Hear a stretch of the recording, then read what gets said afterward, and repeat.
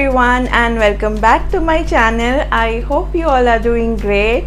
First of all, let me wish you all a very happy and colorful Holi. Now with that, let's begin today's video. In my previous videos, I had started a 3-part series where I told you about how to use could, would and should. Today's episode is the 3rd part of this series where we are going to talk about how to use the word should. Like I have mentioned in my previous videos, should will also be used in various situations. So let's look at these different uses and examples to get a better idea of how to use should. For anyone who is here for the first time and who hasn't watched my previous videos, I will link it up here so you can go and watch the previous videos that I've made about could and would. Also, I have various different types of videos regarding English language, so if you're interested, please go ahead and watch those videos and do not forget to like, share and subscribe. In my previous videos, I had mentioned that could and would are modal verbs. So is should. Should is also a modal verb, but the difference between the could, would and should is that could is the past tense of the word can, would is the past tense of the word will, and should is not the past tense of the word shall. Yes, it is not the past tense of shall, but we will look at its different uses. Sometimes it can be used in certain sentences to be used in past tense. I will give you an example about that. Otherwise, most of the time it is used in reference to something that you're going to say about future or in future tense. Okay, so let's move ahead and let's look at these different examples of different uses. Now the first way of using should is for using to talk about something about the future or something in reference to in future tense. Let me give you an example. I shall meet you. You are talking to someone and you're saying that I shall meet you. Okay, so it is going to happen. You are talking in reference with something that is in the future that hasn't happened yet. Okay, so here it is being used in future tense. Okay, now let me give you another example. I should call you. Now here again, yes, you are talking about something with respect to future. Okay, but here you are also saying that what you should or should not do, or what is the best thing to do, or what is the right thing to do. You are insisting on the fact that you should call your friend. I should call you. Okay, here you see how it is being used. You are insisting on doing something that is best or doing something that is right. Okay, so this is one of the uses of should, one of the ways how you can use the word should. Now let's move on to another way of using the word should, or let's look at another situation or another condition where you're going to use should. Now the second use of should can be in case of duty or obligation or while giving a suggestion. So let's look at some examples to understand how can it be used in these different situations. Okay, while giving a suggestion or during duty or in form of an obligation. Okay, the first example is everyone should meet up by 3 p.m.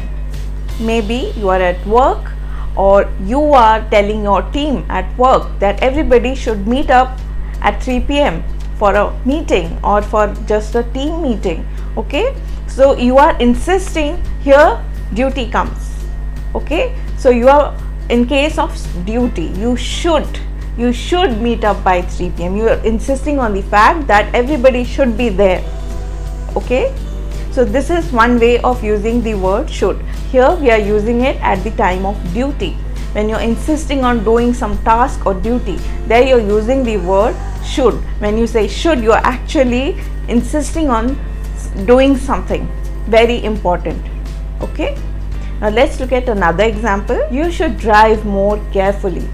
You are suggesting a friend. Maybe you have seen them drive harshly, or maybe they met with a very, escaped from a very close accident. So you suggest them, you suggest him or her to be more safe, to drive more carefully. So you are insisting, you are saying that you should drive more carefully. Okay, so you are insisting, you are putting stress on the fact. Okay, so should here is used again for putting stress, for insisting something, either in form of a suggestion or for an obligation. Okay, now let's look at another example. How you can use should would be, you can ask someone that, you should have gone to the party. Maybe somebody missed an office party or a close friend's party and your friend didn't come. So you are insisting on the fact that maybe you should have come. It was fun, it was a good party, you would have enjoyed, so you should have come or you should have gone. Okay, so these are the three scenarios where you can use should in case of duty, in case of obligation, or while suggesting something. Now let's move ahead and look at some other uses of using should. Now the third way of using should can be while giving opinions. Let's look at some example. You should leave early for home. You are telling your friend that maybe you should leave home early because that person is sick or something has happened at their home. So you tell them that you should leave home early. Another example, I should see a doctor. Maybe I'm feeling sick, so I'm telling a friend that I don't feel so good, I should go see a doctor, or I should go and see a doctor. Are you understanding how I'm using the word should? That I should do. Should, you are insisting on doing something right, doing something that is best for you. Since I'm sick, the best thing to do is to go see a doctor, right? Now let's look at another example. I think you should buy the white dress.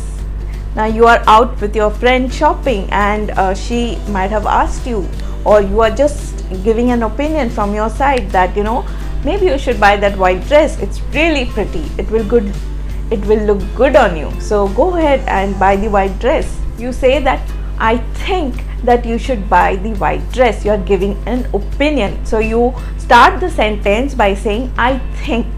Okay, they will take the suggestion or not, we do not know. So you are only mentioning, you are only giving an opinion. Here we are using the word should to give an opinion. Now let's look at another example. I think you should be less worried. You are again starting the sentence with I think, because here we are giving an opinion by using the word should. You are asking your friend that you should worry less because it is affecting you, it is causing you harm, or you worry too much, you shouldn't be worrying so much. So you say that I think you should be worried less. Okay, so I hope you understood how we are using should here to give opinions. Now in the same way we will use the word should while asking for opinions. Now that is the fourth way of using should. We are going to use should to ask for opinions. Let me give you a few examples so you'll get an idea. What should I do with this broken car? Your car has broken down in the middle of the road and you have no idea, you have no experience of fixing something, and you are with a friend and you're talking, you're asking, what should I do with this broken car now? So here you are asking for an opinion. Okay, what should I do with this broken car? I need help. Okay, I hope you got it, how we are using should here to ask for an opinion. Let's look at some other examples. What should I make for dinner? I think every lady in a household would have this thought sometime or the other, what should I make for dinner or what should I make for lunch, thinking of a menu. So maybe she's asking her spouse or her husband or her kids that what should I make for dinner? What should, because of course everybody needs to eat, so you will be cooking, you have to cook. Okay, So you're insisting on the fact that yes, of course dinner is going to be made, but what am I going to make? What should I make? Okay, what should I make for dinner? Should is again here used for insisting. Let's see another example. What should we do this weekend? You're again maybe asking your family or your friends, or you're making a plans to do something in the weekend. So you're asking, what should we do for the weekend? Okay, here in all these examples we are asking for opinions. Previously we are giving opinions, we were giving opinions. Okay, here we are asking for opinions. So in both these cases we will use the word should. So when you're going to use the word should, just remember these examples, apply it in similar situations. Okay, imagine of similar situations, similar conditions. Okay, when you are in such a situation, you are going to use the word should. So I hope you understand how we use the word should in different conditions and different situations. First we used it in form of future tense, then we used it for during the time of duty or for obligation or while giving suggestion. Then we saw how we used it for giving and asking for opinions. So these are some of the very simple ways of using should. I did not go much into the grammar and the details because it might get confusing for some of you. Okay, so I have tried to keep it very simple to make you understand as simply as possible how to use should in different ways, how to use should in framing sentences in different ways, in different conditions, in different tense. Okay, future tense. So please go through these videos thoroughly. Please listen to the examples thoroughly, so you will get an idea how all these three words could, would and should are being used. And if you still have some doubts, please let me know in the comments down below. I will be very happy to help you out. Now with that, I should take your leave. Since it's Holi, I'm sure you will be celebrating it with your friends and family, having lots of fun, having lots of sweet, but don't forget to be safe. Okay, so see you soon with a new video with a new topic. Till then, take care and goodbye.